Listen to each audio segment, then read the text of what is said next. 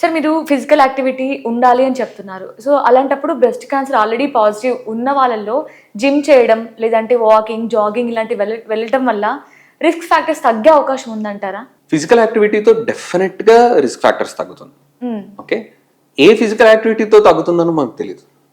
Okay okay, so most importantly అక్కడ మనం broad principal అర్థం చేసుకోవాల్సింది ఏంటంటే సెకండరీ ప్రివెన్షన్. అంటే ఆల్రెడీ బ్రెస్ట్ క్యాన్సర్ వచ్చి మళ్ళీ తిరిగి రాకుండా ఉండడానికి ఏం జాగ్రత్తలు తీసుకోవాలనుకుంటే హెల్తీ వెయిట్ మెయింటైన్ చేయడం. సో దానికి కావాల్సిన డైటరీ మాడిఫికేషన్స్ చేసుకోవటం, కార్బోహైడ్రేట్స్ కట్ చేయటం, ఇవి చేయటం కాకుండా ఫిజికల్ ఇన్యాక్టివిటీ అంటే మనకేముంటుందంటే రోజు కనీసం ఒక అరగంట కనుక అడిషనల్ ఫిజికల్ యాక్టివిటీ చేస్తే ఆరు వారంలో కనీసం ఒక 150 to 180 minutes అంటే boils down to same amount of time కనుక చేసేటట్టయితే రిస్క్ అన్నది తగ్గుతుంది.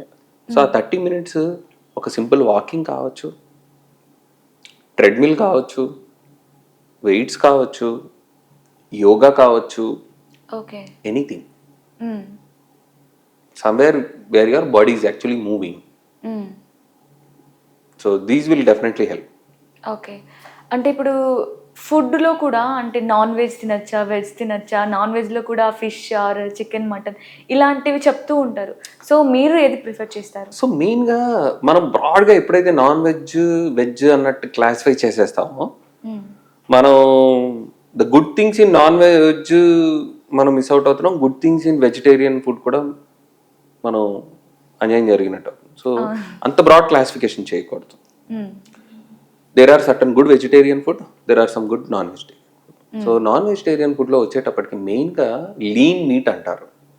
సో లీన్ మీట్ ఎక్కువ ఉంటుంది అంటే ఎక్కువ ఫ్యాట్ అక్యూములేట్ కానీ మీట్ అనమాట. So mainly that is fish, that is beneficial, that you can take. Mutton and all those things, red meat, దాంట్లో ఆబ్వియస్లీ ప్రోటీన్ ఉంటుంది, at the same time there is lot of ఇవి. So ఇవన్నీ బాడీలో కూడా కొంచెం inflammation ఎక్కువ cause చేస్తాయి. So stop చేయలేరు ఎవరు. So let us be practical, cut down amount. ప్రతిరోజు రోజు 2 రోజులకు ఒకసారి కావాలని తినేది నెలకు ఒకసారి ఫార్ పండగకో పబ్బానికో చేయండి. Somethings make it that this thing.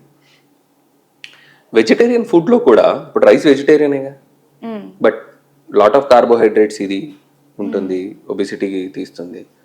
So మెయిన్గా ఎక్కువ ఫ్రూట్స్, వెజిటబుల్స్, ప్రోటీన్ ఉన్నది, పల్సెస్ కానీ, సోయా కానీ, పనీర్ కానీ, egg, especially egg whites, all these things are good. ఒక బ్యాలెన్స్డ్ డైట్ తీసుకుని కార్బోహైడ్రేట్ బాడీలో మనం ఇంటేక్ ఎంతవరకు అయితే రెస్ట్రిక్ట్ చేస్తామో, ఫైబర్ డైట్ ఎక్కువ ఉన్నది తీసుకుంటాము. సో ఫైబర్ డైట్ ఏం అడ్వాంటేజ్ చేస్తుందంటే మనం తీసుకున్న కార్బోహైడ్రేట్ని ఒక్కసారిగా బాడీలో రిలీజ్ చేయకుండా మెల్లమెల్లగా రిలీజ్ చేస్తుంది. దట్ ఆల్సో ఒక రకంగా, అండ్ కార్బోహైడ్రేట్ అబ్జార్ప్షన్ ని కూడా తీసుకున్న దాన్ని కొద్దిగా తగ్గిస్తుంది. So in that way also it helps. Yes, and gut bacteria, మంచి బ్యాక్టీరియాని ప్రమోట్ చేయటం గట్లో.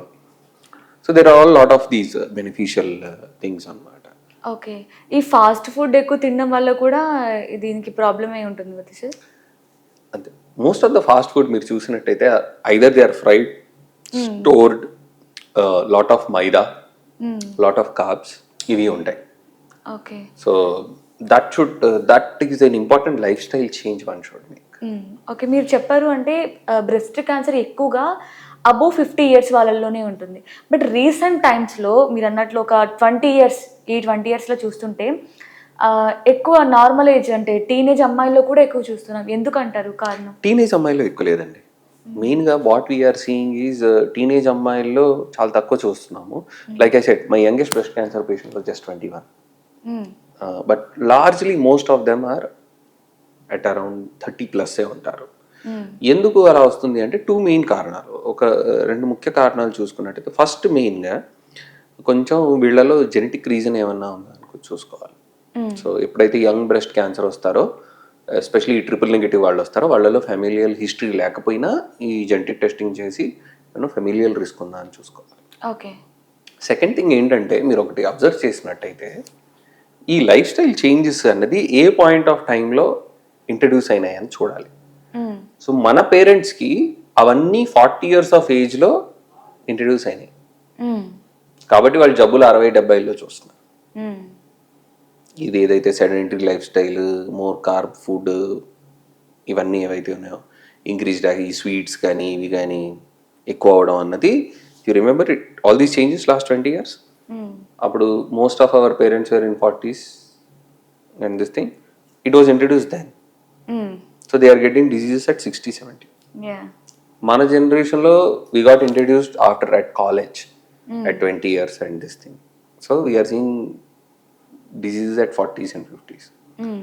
ఇప్పుడు ఈ జనరేషన్లో పిల్లలకి మనం ఫాస్ట్ ఫుడ్ అన్నది and all these kind of junk అన్నది మనం చాలా యంగ్ ఏజ్లో స్టార్ట్ చేస్తున్నాం. మీరు ఒక చిన్న ఉదాహరణ, ఈ ఫ్రెంచ్ ఫ్రైస్ ఏదైతే ఉందో potatoes, nothing, it has nothing, no great nutrient value at all.